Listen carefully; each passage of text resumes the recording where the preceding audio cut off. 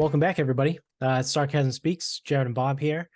Coming at you. It's actually it's our 500th episode, so pretty cool feat, I suppose. There, it's the fourth year we've been doing this for 4 years, something like that.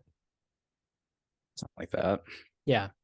Hoping to have Jones here, but he wasn't able to make it. He's with friends, which fucking guy's got friends. I don't know. Fucker. I don't know. Yeah. Loser. But yeah, outside of that, it's cool. Yes. We have 500 episodes. It's a fun number. But it is what it is. On Tuesday we'll have episode 501. So we'll just keep on keeping on. But just or you're gonna say something? Yeah, maybe Jones is just waiting to jump out of his cake. Oh yeah, 500. Yeah. We'll get a cake delivery via Zoom or something. So yeah, before so now that we get that, and before we get into I guess some football stuff, a quick loser lap again for the death pool, because it seems like we've had a lot of famous people dying recently, and we missed another one, which was Dick Butkus.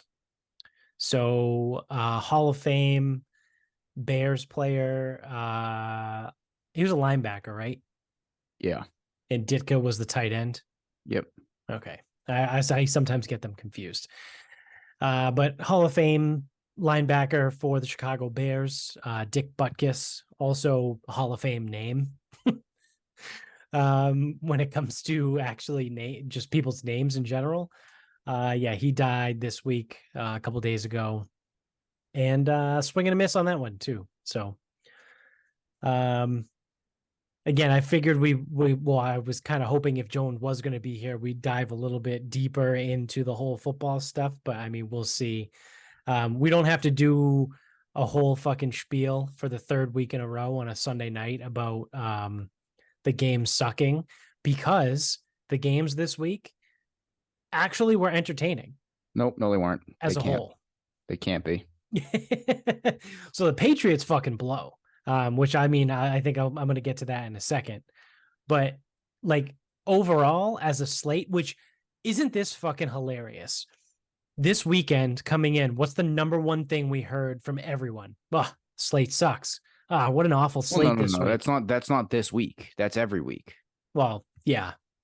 But you got games like Jets Broncos or Falcons Texans. I'm trying to think of some other like shitty teams that were playing each other. Bengals Cardinals, Saints Patriots. Well, yeah, I mean that game did actually suck, but Bengals Cardinals, and I know everyone's like, "Oh, the Bengals, they were good. They were just in the Super Bowl, whatever." They haven't been playing good this year. They've sucked. So I would put Bengals Cardinals in that discussion. And wouldn't you know, all those games ended up being pretty fucking entertaining and pretty competitive. No, they didn't. The slate sucks. The slate always sucks. The games suck. I don't know. I enjoyed it this week. No, you can't. You can't like it. The slate sucks. Not allowed. We've got Minnesota, Kansas City is a touchdown game, 27-20. Minnesota's got the ball with 7 minutes left. There's a 5-man playoff in golf, so I'm watching that. Also, the bartender's back. The bartender is back. He's 0 for his last 3. Yeah, and he's trying to get it all back on the Cowboys money line. I hate when he takes an underdog money line because I don't really know how to go with it. Yeah. Because I'm not going to lay minus 180 on 49ers money line. Right. But then it's like the spread, it's like you can both lose, and then it's like sick. Yeah, exactly. Which actually, when the bartender does shit like that actually happens a bunch. He'll take an underdog money line. The team will cover, but not win. Yeah. Yeah. Classic fucking bartender.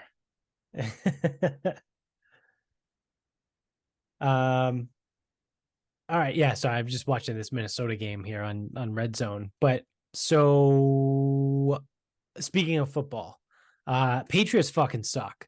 So again, this was kind of like I was kind of hoping we'd have Jones to see what he would come up with. But if you were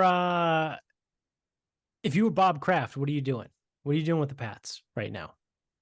Are you punting on the year? Are you trying everything you can to salvage? Are you firing people? Are you demanding to see a different quarterback? What are you doing? Or are you just doing nothing and letting Bill continue to fucking hopefully right the ship? Well, so there's nothing you can. So this is the hard part. There's nothing you can do this year. There's no cap space. There's no people. There's no one you can sign. There's nothing you can do this year. The team you have is the team you have. But if I was Robert Kraft, Bill would be in my office and I'd be like, what the fuck is going on? Like what is it? Is it the guys won't play for you? Are you being an asshole? Like what the fuck is it? Yeah. Because there was that quote in 2009 when Bill's like, I just can't get these fucking guys to play for me or whatever. Yeah. Like, what is it? And this is the problem. I don't know what it is, so therefore I can't dictate what to do. Because observations as a fan, the quarterback's not good, No. but you can't replace him. There's nothing to replace him with. There's nobody. There's nobody, no thing, no nothing. Yeah. Because you're not going to replace him with Bailey Zappi because he sucks. I mean, Zappy sucks too. the only other options, I just realized we have Will Greer, who, again, He sucks too. Yeah, there's a reason why he's been cut from 3 teams in 2 years. None of these. So there is no option that's better than Mac. And I have a feeling I know what you're going to say. And it's not Malik Cunningham because No. he came out of college and he wasn't even going to be a quarterback. And now we're going to ask him to be a better quarterback than a guy that's actually started NFL games for 3 seasons. Now, Right. that guy's not very good. But what the fuck is Malik Cunningham going to be outside of the one-off play or the one-off game where he like gets loose and just makes some goofy shit happen? Right. But like the losses are going to be just as bad as they are now. So the quarterback sucks. There's no health on the offensive line. They are like the complete opposite of healthy. Yeah, yes. And They the guys suck. that are healthy suck. But then in like even because it's like all of these players were good at one point. Yeah. Yet they're not playing well right now. So there's some type of issue, whether it's a lack of continuity or they can't pick up what's going on, or Mac's not seeing it, or the guys don't know where they're supposed to be. Or The only thing I will say is that I think David Andrews is fine. Like and I said this, I think in our group text, or maybe I said it, I tweeted it last week. The best player on the offense for the Patriots right now is David Andrews, the center. So your best player on offense is the center. And that best player isn't very good this year. Yeah. There's been numerous times where I've watched him running backwards. Your center should never be running backwards. No. So no, the team's that's the problem. The team sucks. Like there's a lot wrong. So nothing's getting fixed this year. I don't know if anything's getting fixed next year because if you can't draft a quarterback, then you're stuck with Mac still because he's still cheap and he's still just as shitty as all the other options. Yeah, because realistically, what are you going to do? Are you going to pay Kirk Cousins $40 million a year? Fucking this Kirk Cousins? This guy? Yeah. No fucking chance. Yeah. Absolutely I mean, that's not. what I mean, right? No fucking way. Kirk Cousins is a free agent after this season. Yeah. But Kirk Cousins is know going to get $40 million a year. I don't want to know what Kirk Cousins looks like when fucking Justin Jefferson, Stephon Diggs, Adam Thielen, Jordan Addison. I don't know what he want. I don't want to know what he looks like when those guys aren't catching passes. Yeah, when he's got to throw to Juju Smith-Schuster and fucking Devontae Parker. And I don't know what his wide receiver core was with the Redskins. I'd have to go back and look. But I think he had McLaurin. I don't remember. I truthfully I have no idea how long he's even been in Minnesota. Has it been 5 years? Yeah, I think something like that. So that means he played 6 in Washington. Yeah. Yeah, he played 6 in Washington. So it's 2017 was his last season there. I don't even know. Was McLaurin drafted yet? I Yeah, want to he say took over the second half of 2014 because he was drafted in 2012. right, but yeah, same year as Robert Griffin. Right, but he played in 3 games in 2013. Um, but I think it might have just been like here and there. And then 2014 was when RG3 got hurt and Kirk Cousins took over to finish the year. And then they went into 2015 with Kirk Cousins as the starter. Yeah, I also again I genuinely don't know who the receivers were. It doesn't matter. Yeah. But then we're going to run into another issue too is what's the cap situation? Because right now they have no money. Now I know they're supposed to have a lot for next year. They as of right now, they have the second most on the available next year behind the Chicago Bears. But the problem is the rest of the team is missing, right? So the way that you can usually construct these teams is you need somewhere somehow somebody needs to be on rookie deals. So right now, if you took Kirk Cousins contract on, which they're not going to. They're not going to pay that guy that much money. No. You need offensive linemen that are on rookie deals or are cheap. Well, that's what we have right now, and it's not fucking working. So you got to figure something out here. And then never mind, it's like Owenu, Uche, and Duggar are up. Yeah. Now, Uche, you're probably not going to pay the money he deserves. I think you should sign Duggar. Before the season, I was in on Owenu. I said sign him. Let the other 2 go if you're only taking one. But fuck him. He sucks. He sucks now. Sucking this year. He's bad and hurt. It's like yeah. And that's like the summary of this team. It's bad and hurt. Yep. So the free agent quarterbacks in 2024 are Kirk Cousins, Ryan Tannehill, Jacoby Brissett, Sam Darnold, Jameis Winston, Baker Mayfield, Gardner Minshew, and everyone else can eat a dick because they're not good. Yeah, I mean, Kirk's going to demand a ton of money. So, I mean, if you want to bring in Baker Mayfield or I wouldn't hate Gardner Minshew. I've been on the Gardner Minshew bandwagon since he was at Wazoo, and no one wants to give him a chance. I think he stepped in twice so far for the Colts this season when Anthony Richardson got hurt, and he won both games. Yeah, I think if you bring in either one of those guys, fine. Like Baker, like again, you're just getting like a little bit better than Mac. You're not making the playoffs. You're not making the Super Bowl. But I don't know if you have a low enough draft pick, then you got to draft a guy. But I don't know what it is. I'm no fucking scout, or I don't do the prospect thing. And Caleb Williams, unless you get one, it's not Caleb Williams. Right. And then Drake May is probably going to go number 2. Yeah, most likely. But I don't know. I mean, you even hear, so again, I don't know the deal, but like you even hear some of this stuff where it's like, Shedeur Sanders isn't like, dude, he's not number 2 in the draft, right? No. Like, can I be clear? Yeah. So he's not number 2 in the draft.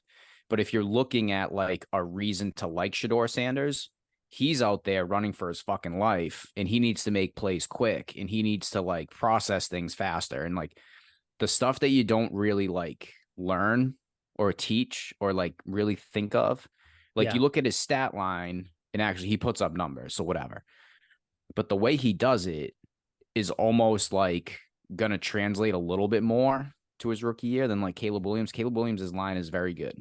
He has a lot of time. He can roll, he can move, he can whatever. He also plays in the Pac-12 where the defenses aren't super stout. Yeah, but Sanders is the same conference. So Yeah, that's true. That's fair. and the offense they run is not a pro style offense. So whatever. But like, so that's the thing is like, I don't know. It's like, are you going to be in a position where it's Shador Sanders, or do you take an offensive tackle? I don't know. I mean, I like a tackle in that spot Right. just because I don't, it just seems unknown. But Yeah, because we don't have a right tackle, and Trent Brown is a free agent a next right, year. we don't have any tackles. No, we don't have. Yeah, no, well, that's what I I'll mean. tell you right now, Trent Brown's a free agent. so Cole Strange is staying. Other than that, you do not have any, like I would, and David Andrews, I wouldn't be surprised if he retired, but I think the only offensive lineman you have going into next year is Cole Strange. That's it. Yeah. So you do have the rookies, Sow and Mafi, and you got the swing tackle in Anderson. He sucks. So Yeah. he can be a backup. That's fine. Oh, so gross. I think Luke List is going to win this playoff. Fuck. God damn it. Sick. That's the least enticing option. Oh, so gross. Like Ludwig was in it and Ben Griffin was in it. Like either one of those stories would have been good. Oh, God damn it. Who's putting now? Yeah, Ludwig off the fucking Ryder Cup. Just Yeah. come out. Well, Ben Griffin can still hit this putt. It's a fucking bomb. Luke List hit a bomb. Like it's not like he didn't earn it. It's just Yeah. so fucking lame.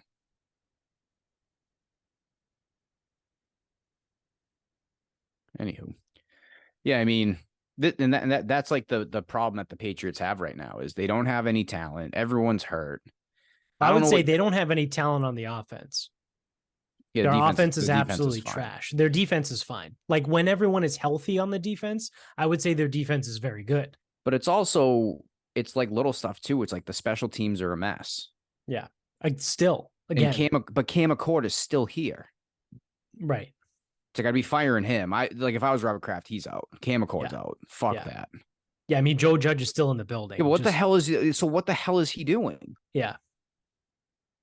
And that's the other thing too. Is like I don't know if Kraft like obviously Kraft is cheap as hell. Like we know that. Right.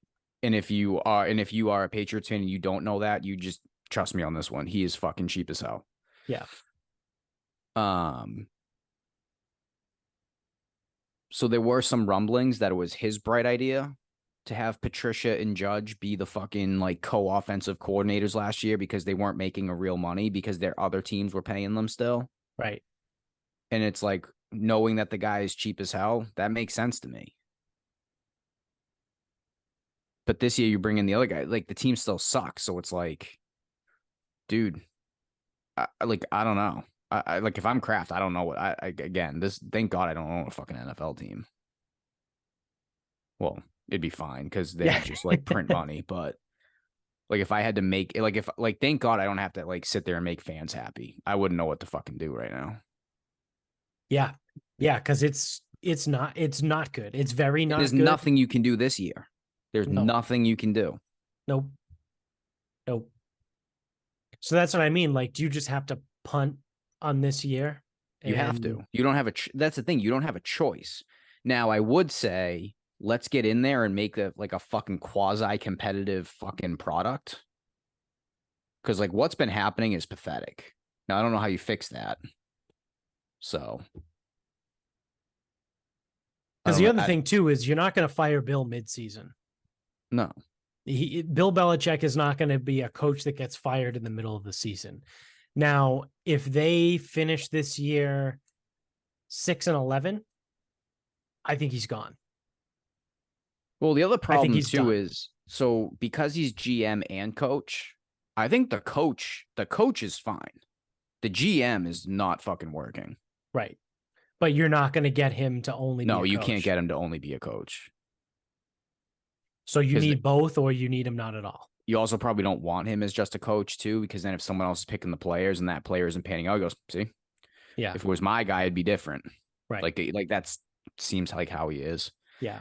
Yeah, I don't know. I mean, it's tough. Like a lot of people want Bill gone. I don't know. I don't necessarily like it's like a Bill the GM is the issue because he hasn't selected the correct players. You know what's funny? What if Bill, here's a crazy thought. What if Bill was never actually a good GM? What if, because in the early years, right, it was Scott Pioli and it was John Robinson, who then went on to the Titans, and Dimitrov was in the Patriots organization before he went to the Falcons. What if it was all those guys? And then when they left and they let Bill be the GM, I don't know, maybe what was that, like around 2010 is when they had him become the GM too? What if that was all Ernie Adams? What if Ernie Adams was actually the guy that was good at finding the players? And Bill was never really, like, I'm sure Bill is fine at evaluating talent. Like he's arguably one of the best NFL head coaches in the history of the game, right? Like I'm sure he's fine at that. But like, what if the big time, like scouting, GM choices, things like that, what if that was all Ernie Adams? Yeah, I mean, I couldn't tell you because everything's so secretive. Like I couldn't really speculate. But on Ernie like, Adams retired 2 years ago. yeah, but they were picking like shit going back to see Kirk Cousins he just got sacked at midfield. Like he sucks. Yeah. To end the game. Thank God I didn't bet Minnesota plus 5.5. I thought that was going to be one of my bets, but yeah. So and this is the hard part with everything being so secretive. Like no one knows who was actually picking players or scouting players or drafting players because then it's like Casario and then Casario left and then it's like, oh well, look at the draft. It's better Ziegler, now. and it's then like, Ziegler went to Vegas. So it's hard to know, but I will say going back to, I mean, there's always been questionable draft picks. That's for sure, for certain. Well, yeah, they're classic for trading up to draft a guy that wasn't projected to go until like 3 or 4 rounds later. Right, Tavon Wilson in the second round. And to be fair, Kyle Duggar ended up being a very good player, but Kyle Duggar in the second round, like out of Lenore-Rhine University, like you did not need to draft him in the second round. Right. Like, and then even further back, Tyrone Wheatley, or Terrence Wheatley. Which one was it? I don't know. I forget. Terrence Wheatley. Yeah. But yeah, Tavon Wilson, like all these guys, bad. Like they trade up to draft a guy they trade up in like the second or third round to draft a guy with like a 6th round draft grade on him. It's bad. It is bad. But then some of the hits are crazy good. But I also think that when you had Brady, no one knew this. When you had Brady, it covered up a lot of things. Right. And because not for nothing, it's like he was throwing to like Danny Amendola and Julian Edelman and Chris Hogan. Like those are like, let's not beat around the bush. Those were not good players. They were productive here and they fit the mold well. But those guys, like when they weren't here, what did they do? Nothing. Well, and Edelman didn't go anywhere else, but like they did nothing. And even Edelman, you remember him for his big catches and playoffs and whatever. It's like, even his stats, if you like take emotion out of it, good player, fine player. But like, dude, this was not Chase, Higgins, and Boyd with Mixon in the backfield. Right. So I think they were able to get away with a lot of that for a long time. And then it's even sounding like, again, you're hearing some rumblings, like just even like when Brady was in the building, it was just different. Like, it just was different. I don't know. I don't know what you do. Did you see the interview, the question that they asked JC Jackson? I did. I didn't see anything after the game. I saw it on Twitter. Someone posted a clip.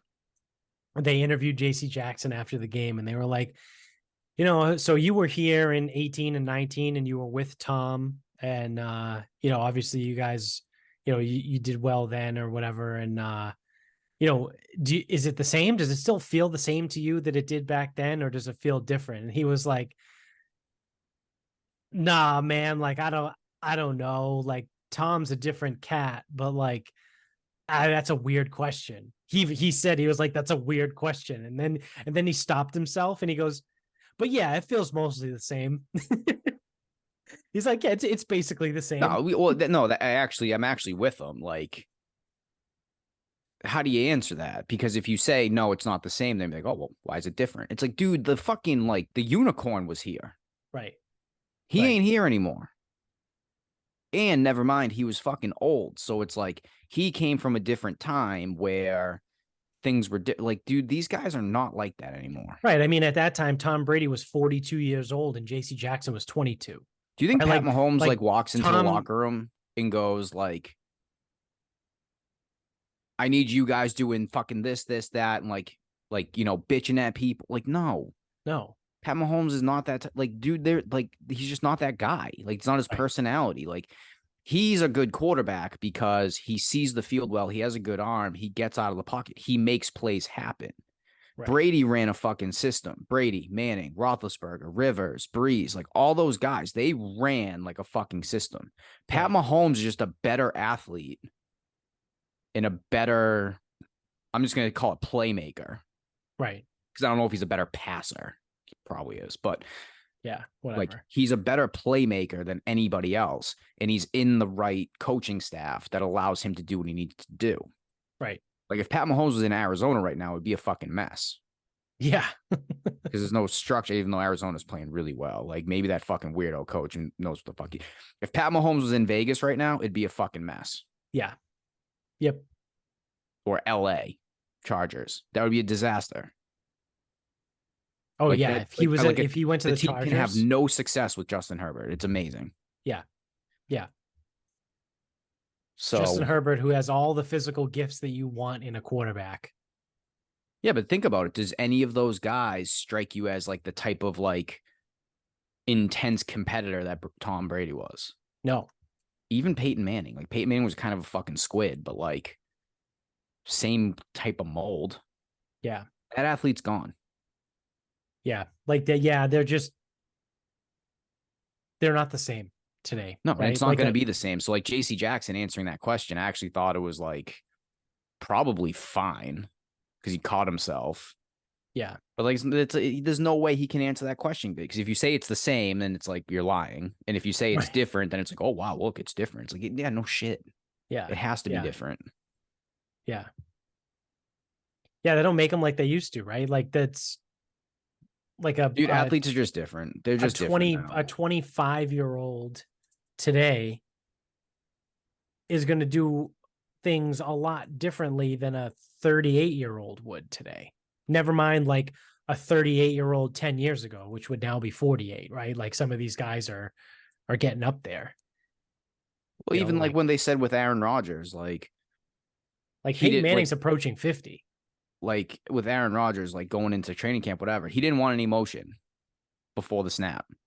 Yeah. Because he was just going to go back and sling it, whatever. And I think he was probably the first guy that kind of does like the, when a play's broken, make a play, like, right. Kind of one of those guys. And, or like, I guess like the new guard. Right. Sort of. Him and Russell Wilson. That was the only thing Russell Wilson could do.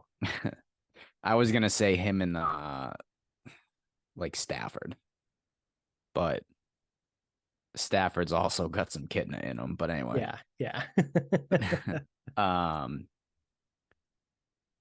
But yeah, then they were like, okay, well, Zach Wilson can't run Aaron Rodgers' offense, so we're bringing motion back. We're doing this, and it's like, yeah, so like Zach Wilson, they won again today. They looked okay against the Chiefs. Like, don't let them fool you. They're not good. I mean, I don't know. They might be better than the Patriots now. But it's like, you can't just like demand that these guys figure it out. It doesn't work like that anymore. The athletes aren't like that. The personalities aren't like that. Yeah. That's why it was almost refreshing for Jamar Chase to remind you of a fucking T.O. or a Keyshawn Johnson. Yeah. When Jamar Chase was like, I'm always fucking open. I'm open. I'm always fucking open. I'm always fucking open. Just give me the ball. Yeah. Keyshawn, give me the damn ball. Yeah. Like, yeah. Well, it's funny because like some people like poo-poo that, right? They're like, oh, a diva wide receiver. And it's like, no, that's what you want. You want your #1 wide receiver to stand there and say, What did he? "Give me the fucking ball." So I don't know what he finished with, but I know at one point he had 14 catches, 180 yards, and 3 touchdowns I think in the that's game. what it. Yeah, yeah. So I don't know if he finished there or got some more. I don't know. It doesn't matter. So a guy that goes, I'm always fucking open, and then pulls that stat line the very next week. 15 for 192 and 3. Okay. So a guy that is capable of that. Imagine if Kendrick Bourne was like, I'm always fucking open. Yeah, you just All laugh. right, Kendrick Bourne, take it easy, man. Yeah, yeah. Or like Drake London. And it's Yeah. like, maybe you are, but boy, shut up. Yeah, exactly. Like, until you show that you can do what Jamar Chase does or Justin Jefferson does, stop talking. Now, Drake London's never said that. So, Right. If you're listening, Drake London, just use you as an example because I saw the Falcons up on the screen. But yeah, it's almost like a little bit, it's almost like a little refreshing that like someone will just be like he'll do something like that because it does remind you of like the older like that I'll just say mid 2000s plus or minus like that like killer Chad Johnson like the killer instinct though, the like the Marvin Harrison like give killer me the instinct fucking Marvin ball. Harrison, I like that. No, like Randy Moss. I didn't even do that on purpose. Yeah. Randy Moss. Like, give me the fucking ball. Right? Like, I want the fucking ball. And there's a difference between that and like, well, I don't know, maybe. I'm gonna say this, but I may recant this, but there's a difference between like Jamar Chase doing that and like Stephon Diggs. Right? Because did you watch the game this morning? I watched some of it. They kept cutting to Diggs on the sideline and he's like smashing the tablet off the ground and like bitching at Josh Allen and bitching at the offensive coordinator. And you know what he's saying? He's like, give me the ball. I'm open, whatever. And like, I don't know, maybe he is open, but like, there's a difference between that and like throwing a tantrum on the sideline of being like, give me the ball. I want the ball. Versus Jamar Chase being like, I'm always fucking open. Just throw me the fucking ball. Because there's a couple differences there. If you're going to throw a tantrum on the sideline, you need to be Randy Moss good. Right. And right now in the NFL, I don't think any of them are. No. Justin Jefferson's probably the closest it gets. And I don't think Justin Jefferson is just going to throw his right hand up off the line. Yeah. And Kirk's just going to air it out and he's just going to run past whoever. Yeah. Yeah. Not going to happen. I don't think. Yeah. And you look at it, when you throw tantrums on the sideline, you look like a fucking bitch. That's what it is. But the difference with Jamar Chase is someone asked him a question. Yeah. And they asked him a question, probably insinuating that, oh, like, what can you do to get more open out there and like help out the quarterback? He goes, I'm open. I'm always fucking open. Always fucking open. So there's a difference between doing it in a presser based on a question you were asked. And there's a difference between fucking smashing tablets and throwing a fit on the sidelines in a game that you still could have won. Right. And then, never mind, they went 4 plays, scored a touchdown. I remember this. They went 4 plays, scored a touchdown to bring it to 1 score. The defense couldn't hold. But they did it in 4 plays, like fucking 45 seconds or whatever fucking short amount of time it was. And he didn't get 1 ball. So you're throwing a tantrum and they just move the ball as efficiently as they could without fucking looking at you. Now you're probably occupying defenders, which helps the other guys. Like, it is a team game and one piece does matter. Like, if Gabe Davis is like the focus guy, yeah, he doesn't make the catches he makes. It's not that good. Right. So yeah, Gabe Davis, you're listening to, same thing.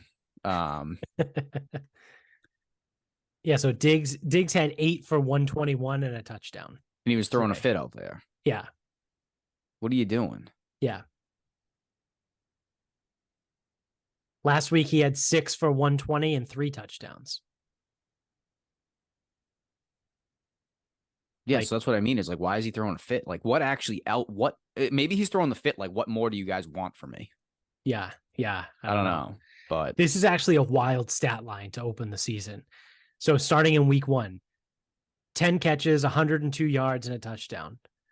7 catches, 66 yards, no touchdown. Quiet week. Quiet week in week 2. Week 3, 8 catches for 111 yards and no touchdowns. And then 6 for 120 and 3 last week, and 8 for 121 and 1 this week. Like, that's pretty fucking good. It is good. You've surpassed 100 yards in 4 of the 5 games that you've played. And through 5 games, you have 5 touchdowns. Yeah, seems good. Yeah, seems pretty fucking good to me, right?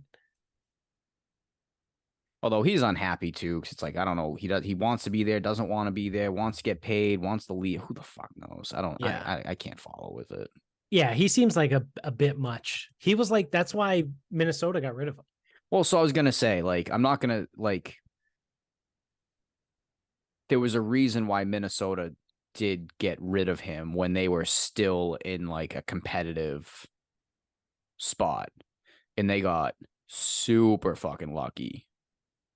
Yeah. That the Eagles were stupid enough to take Rager right before their pick. Yeah.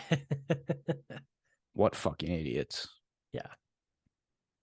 Because I actually wouldn't doubt if the Vikings would have taken Rager, because they did sign him once the Eagles cut him.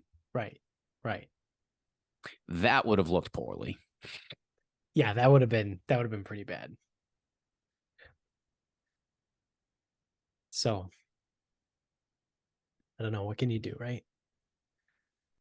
Oh, this is a fun one.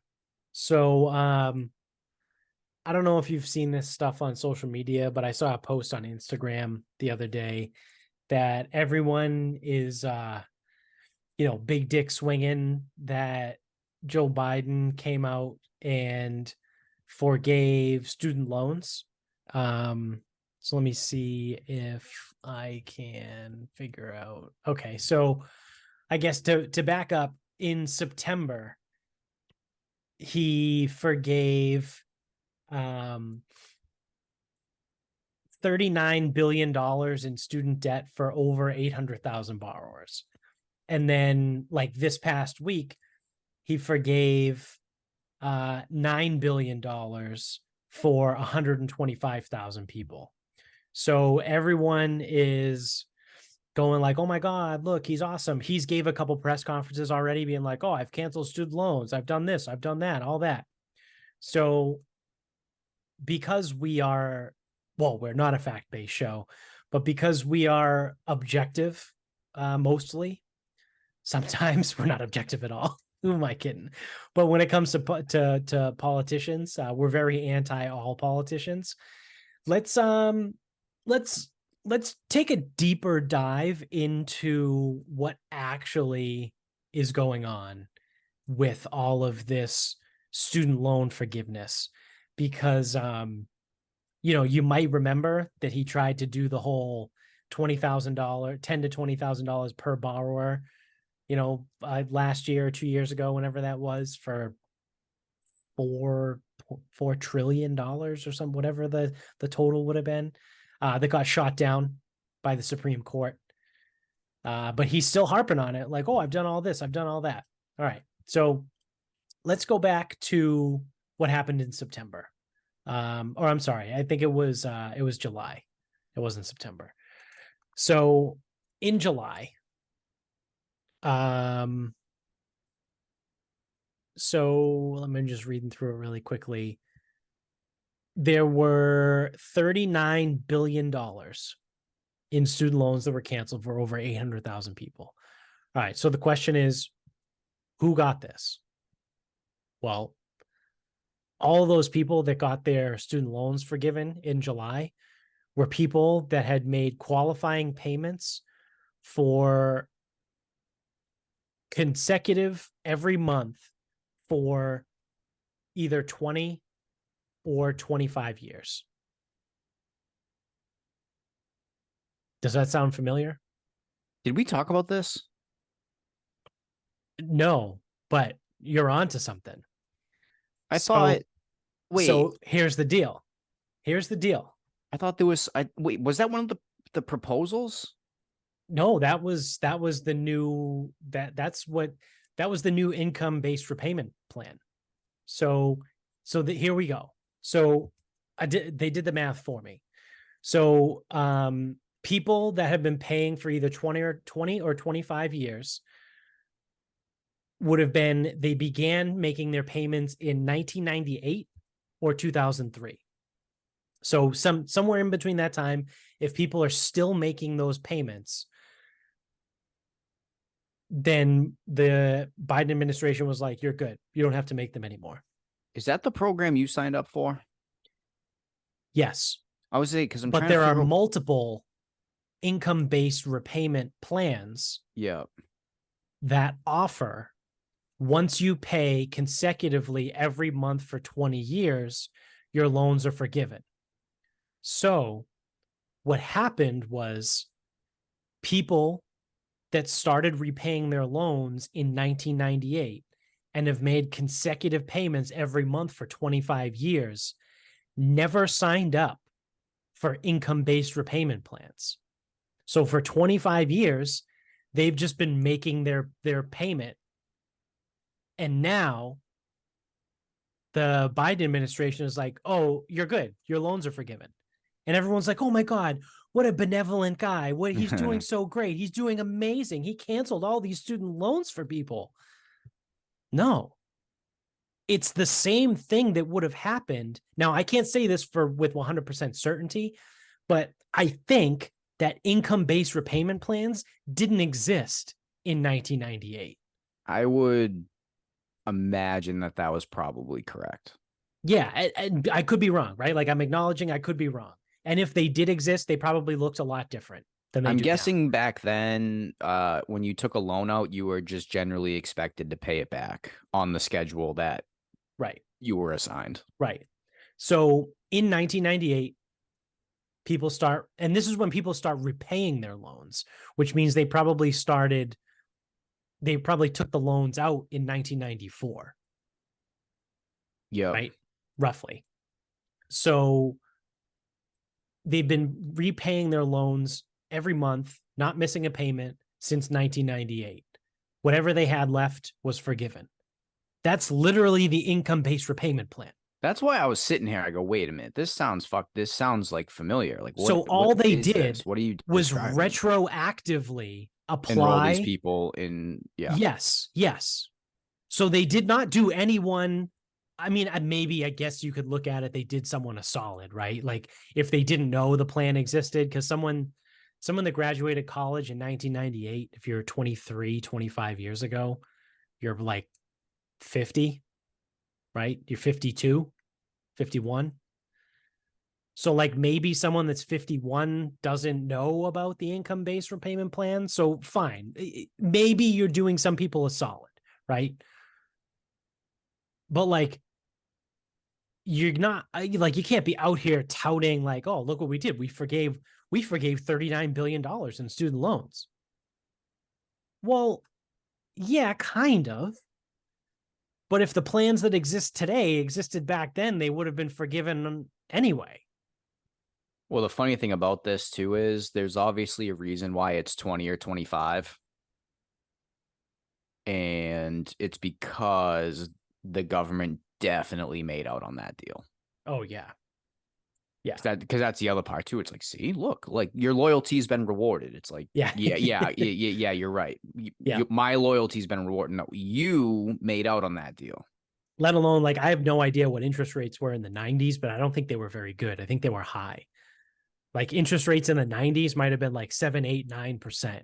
Yeah, but also the other thing is so think about the actual dollar amount, because college was significantly cheaper back then. Right. You've actually made the payments for 20 or 25 years. You're basically like your interest like levels are so fucking low at that point. Right.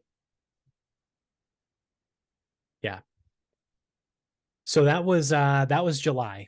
And then the latest one that was a couple days ago when they forgave $9 billion for 125,000 people. Well, who gets this aid, you ask? Well, here's the answer right here. This new debt relief will go to the borrowers under the public service loan forgiveness programs, which cover people who worked in public service for a decade or more and made 120 qualifying payments. They fucking get it. They get it anyway. Yeah. Yeah. So you know what this forgiveness did that they just passed a couple days ago? Nothing. Nothing for anyone new. Basically, what they did was they forced people into the public service loan forgiveness program, which again, if you want to look at it, they did some people a solid. Sure. Fine. I'm not going to argue that. But all it is so say someone worked in public service, which is you either work for a nonprofit organization or you work for the government, to boil it down to the simplest terms. I know someone who works with a VA.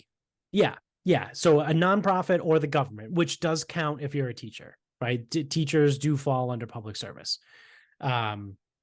So say someone worked as a teacher for 12 years, right? And they forgot to sign up for public service loan forgiveness. Well, now they automatically got their loans disqualified, right? And canceled for them or forgiven for them. So like, yeah, they maybe did that person a solid, but like the program exists already that once you make payments every month for 10 years, your loans are forgiven automatically. So like, again, did they do the person the solid that's worked in government for, call it 16 years and they're still repaying their loans? Yeah.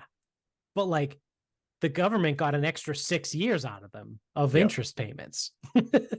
Yep. So like, I don't know what like, but again, it's how the media covers it. It's how people talk about it. It's, oh, wow. President Biden just forgave $9 billion in student loans for 125,000 people. Oh, who qualifies? Anyone that works for a nonprofit organization as a teacher or for a government. Anyone that's considered a public servant. They got their loans forgiven as long as they've made 120 consecutive payments. That's weird. That sounds like the PSLF that already exists. Oh, well, yeah, but he just forgave all this anyway. It's like, oh, okay. But he didn't do anything new. He didn't create a new program. No, he didn't forgive any loans that otherwise wouldn't have already been forgiven. Right? Yeah, I mean, we're talking like if you want to call him like the good guy, he basically just like did a solid for a few people that didn't fill out paperwork at a certain time. That's all he did. Right. Because that's the thing. If it was something where you would just like automatically like, hey, you're gonna start working for the VA. Hey, just so you know, like, do you have student loans? Yes, I do. It's like, okay, good. Can you get us that information because you get auto enrolled into this forgiveness program. But you have to make your payment. You have to make a payment, every payment for 10 years consecutively. Can't miss. There's no point to overpay, so don't do that either. But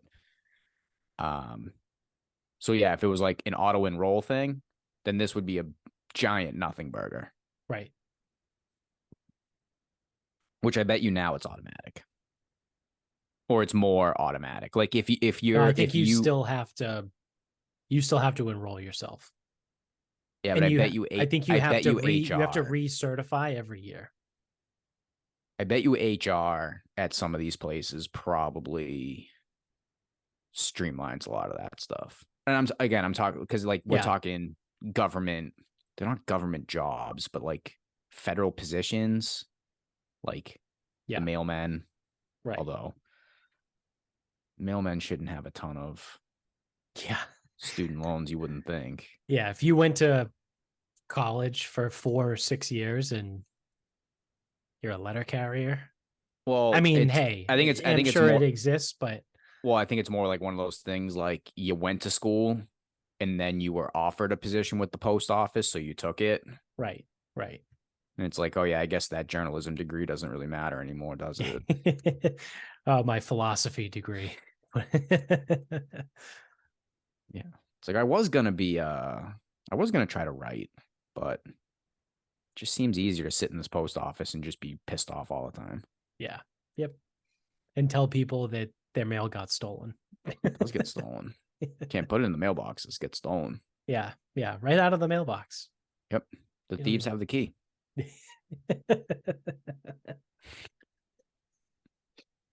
That story gets better and better every time I hear it, or every time I think about it. Like, just like matter of factly being like, well, yeah, they have the key. Yeah. Like how absolutely absurd of a statement that is when you actually think about it. Like, oh yeah, the thieves have the key to the mailbox. So, like, just on so many different levels, that's just not true. It's just it's just a false statement that you just don't want to do your job.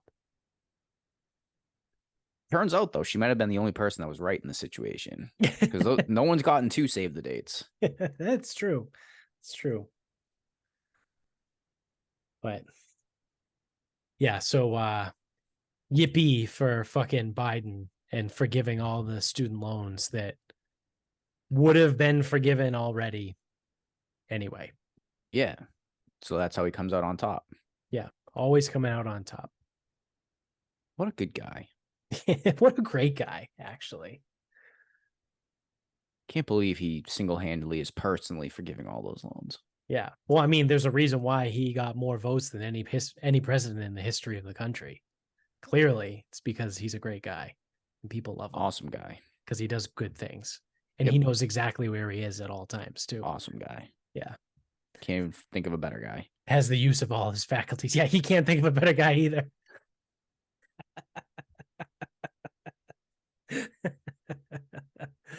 uh, well, do you want to start wrapping this up? We can wrap this up. All right. You ever have speck? Speck? No. What is speck?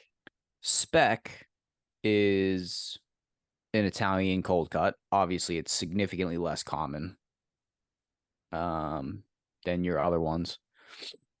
It's a ham, so think prosciutto, but I think they smoke it.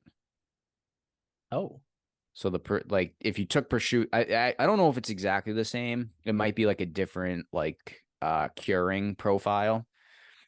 But to simplify it, if you took prosciutto and instead of cooking it however the fuck you cook it, if you smoked it, I believe you now have speck.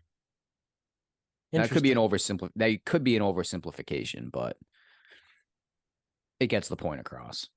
So obviously it's quite good. And yeah. if you're sitting there being like, wow, that sounds like it's better than prosciutto, I think it is.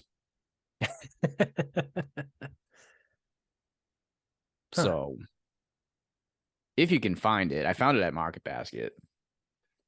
Really? And it was pretty good. Yeah, it's like the prepackaged cold cuts and shit. Like wherever you would find like prepackaged prosciutto, whatever, it's like same place. How do you spell speck? Exactly how you fucking think. Which is odd because it's like there's SPEC? okay. Okay. SPECK. Which is interesting because it's like there's prosciutto and capicola and salami and fucking mortadella, like all these like and then it's just like speck. Speck. Like how did we come up with this? Yeah. Because then I'm thinking like speck has got to be like slang for like Speccacciola. Speckolo or something. Yeah, It's yeah. like nope. It's just speck. Huh. But yeah, quite good. I'll have to keep an eye out for it. But the thing is, it's hard because it looks like prosciutto, so it's like Yeah. it was. I don't even know how it caught my eye. Just like out of the corner, it's like I'm like, oh shit. I've never actually seen this at a store before. Yeah, they're lightly smoked, spiced, and seasoned. Characteristics of one of the most appreciated cured meats in the kitchens of North Italy. So it's a Northern Italy thing. Oh, that's no good then. What comes from Sicily? If it's Sicilian, it's good. Oh, mortadelle. That's definitely Sicilian. Huh. Oh, wow. People use it in meatloaf in Italy. That sounds fucking incredible. Italians make meatloaf. Apparently. Okay. So I have a couple follow-up questions that you definitely can't answer because you're not from Italy. So one, Italians make meatloaf. That's odd to me. I actually I'm actually questioning I where that feel like information came from. most cultures probably make meatloaf because it's really fucking easy. If you think about like historically, it's literally just a bunch of fucking meat thrown in a pan and you cook it.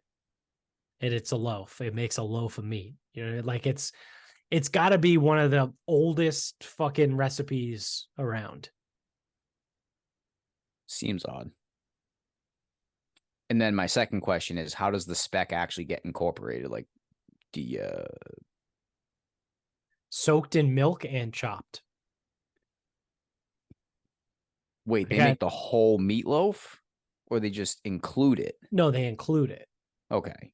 So it says start by mixing bread, speck, minced veal or pork meat or both, chopped rosemary, bacon, egg, grated cheese, ricotta, salt, and pepper. Mix all the ingredients together to form a meatloaf that you wrap with the slices of bacon, What's whatever, the whatever. wrapped in bacon? This is not an Italian recipe. Yeah, no. This is not. Once I read the recipe, I was like, yeah, as I'm reading it, I'm like, yeah, okay, wrapped in bacon. That's Yeah, no, the that's not. Italians don't make that, Yeah. but they do make speck. Yeah. And I bet they make meatloaf too. Again, I'm sure there's Italians that do, but like, I just really don't think that that's like a. Also, I got a gripe here. Now, maybe I'm just an asshole. We definitely are. Well, for sure, yeah. But I saw a video because my Instagram now is basically like my whole timeline is like food, dogs, and sports, basically, and Mine's pretty golf. much all food and golf Yeah, courses. yeah, food, dogs, and golf. Although occasionally I still get like some fitness stuff, which is super annoying. Yeah, yeah, it's really fucking stupid. Um, so I saw this video the other day of someone making meatloaf, and they took like a piece of white bread and threw it in the fucking like the meatloaf and like mixed it up and like moved it around. Yeah, so I don't make meatloaf. I make meatballs and I use eggs and breadcrumbs as my binder. As you should. White bread in milk is a common binder. Now, I don't I use have it a because, fucking problem with that. okay, you can have whatever problem you'd like with that. I I am telling you though, like that actually that Well, one yeah, I I know. know is I saw actually it in a video traditional. and I just read it in that recipe where it was Yes, like, but oh, to bread. if Chef Reactions has taught us anything, most of these recipes on here are fucking bullshit. Yeah, that's true too. I like Um, why use bread when you could use breadcrumbs? I don't know.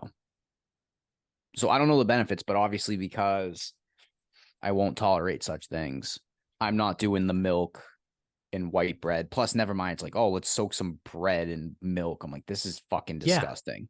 yeah, Now, I mean, again, mixing it around with eggs and breadcrumbs, it's not the cleanest of processes either. So like don't get me wrong, like I get it. right. But for mixing purposes, breadcrumbs and eggs are way fucking better than milk and white bread.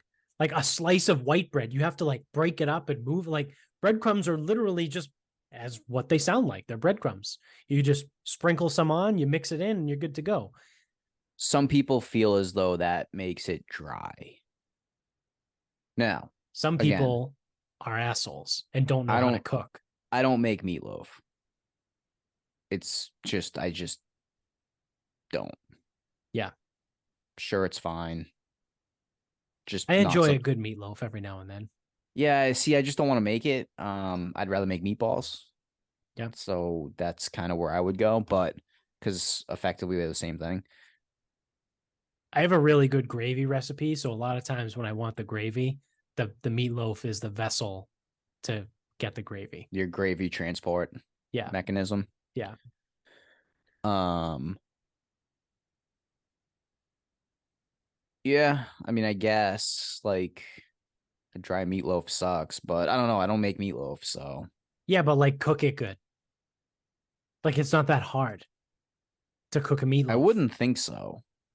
But like again, there's a lot of abominations out there. I will say though, I know like the milk and white bread. I'm sorry, yeah, the milk and bread is been used as a binder for meatballs for like a super long time.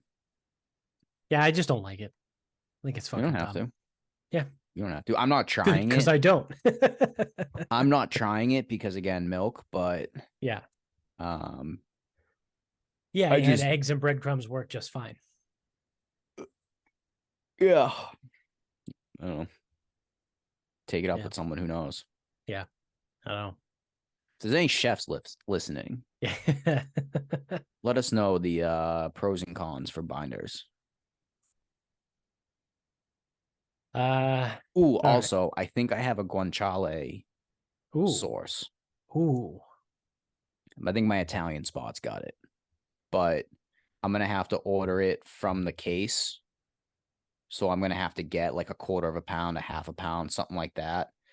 So I'm gonna like the next time I'm there, or the next time I plan to go there, I will also plan a couple of um dishes with it. That Yeah. way, so it's like if I buy like half a pound of it, it's not just gonna be like, oh, cool, you need like 3 ounces now. You might eat like a couple like Yeah. raw, and then like it just sits in the fridge, and like you might eat it, you might not. Yeah. Yeah. I don't want to waste it I've because done that I. before with pancetta because pancetta comes in like the big blocks where Oh yeah, I've used like half of get it and then diced. the other half I just like forget and I'm like, fuck, I gotta throw that out. Yeah, especially because a lot of that stuff, like even though it's all preserved and probably like is fine, it gets a little skanky. Yeah. Yeah. When it starts to get slimy, it's like, nah. Yeah, you can. Yeah, you can usually smell it, and it's like Yeah. this is gonna taste funny. Yeah. I'm good.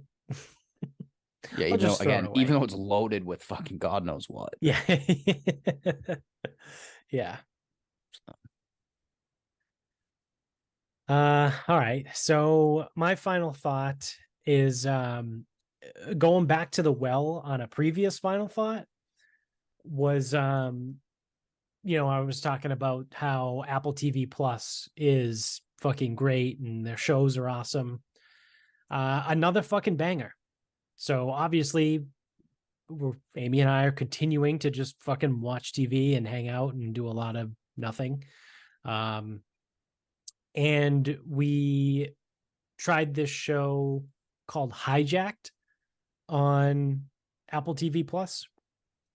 And without spoiling it or giving anything away, Idris Elba is the main character. So for anyone that's like, who the fuck is that? He's fuck, what's his name in Marvel? Heimdall. He's Heimdall in Marvel. He's also is it Stringer Bell in The Wire? It's Idris Elba, right? He's everyone fucking knows who he is. So he was in Hobbs and Shaw too. He was the villain in Hobbs and Shaw. So if you haven't been able to figure it out from those three references, I don't know. You don't watch movies. So Idris Elba is the main character, and it is exactly what the title of the show talks about. He's on a plane that gets hijacked, and the whole show is basically him trying to like rectify the situation. And I thought it was fantastic because it's not a what you would think. It's not a classic like, oh, he's a fucking secret agent, James Bond, fucking, he fucks everyone up and shoots everyone and saves the day. And it's not like an action movie, right? He's just a dude that has a particular job that he uses his job to like navigate the situation and like get through everything. And it's pretty cool. It's a pretty cool show. I think there's only like 7 or 8 episodes. and I think they're like 45 to 60 minutes long. So it's not like a huge commitment. But I would say it's worth it. It's very much worth it for anyone out there that's watching or listening. If you have Apple TV Plus and you haven't already watched Hijacked, go do it. And again, it's just another show in the long list of shows from Apple TV Plus that just absolutely fucking crush. Between what were they, like The Crowded Room, Blackbird, The Last Thing He Said to Me. I'm trying to think of some of the other ones. Like, they're all just fucking great. Silo was amazing. So I don't know. I would say out of all the streaming services that you have to pay for to watch stuff, I would say Apple TV Plus is the only one that's actually worth it. Because I was going to say I haven't found a show that I didn't like yet, but that's not true. There was a show we tried to watch called Foundation. It's like a futuristic, like dystopian Star Wars type of show. I didn't mind it, but Amy hated it, so we stopped watching it. But again, I didn't think it was great. I agreed to stop watching it. So I could have watched it on my own, but I chose not to. So that was the only show we didn't like. But every other one was not only just like okay, but it was actually really fucking good. So kudos to Apple TV Plus. So that's good. On that note, that'll do it for us. So thank you for watching. If you're on YouTube, don't forget to click subscribe up above. I mean, it's the 500th fucking episode. Like, the least you can do is just fucking subscribe. Like, just don't be a dick. Just subscribe. Just do it. Just go do it right now. Hit that button up top. Hit the like button down below. If you're an audio only guy, subscribe over there too. Just fucking do it. Help us out. You've been hearing me say this for 500 episodes. So yeah. What else? You can get us on Instagram at Sarcasm Speaks Pod. Twitter is Sarcasm_speaks. Facebook is Sarcasm Speaks. The website is sarcasmspeaks.com. Go to the merch store, buy some merch. While you're buying shit, you can go to noonbrew.com, which I was drinking before. Use the promo code in the show notes below to get 10% off your order every single time you check out. You can also go to the podcompany.com or .co, whatever the fuck it is. If you type .com, it'll probably take you to the right website anyway. I think they own both. So if you go to the podcompany.com, again, use the promo code in the show notes. You'll get $10 off your ice bath when you buy it, and also get free shipping with that as well. And then lastly, we have mybookie.com. Use the promo code SarcasmPod when you first sign up over there, and they will double your first deposit up to $1,000. So that does it for us on episode 500. We'll be back for 501. So until then, good night, everybody.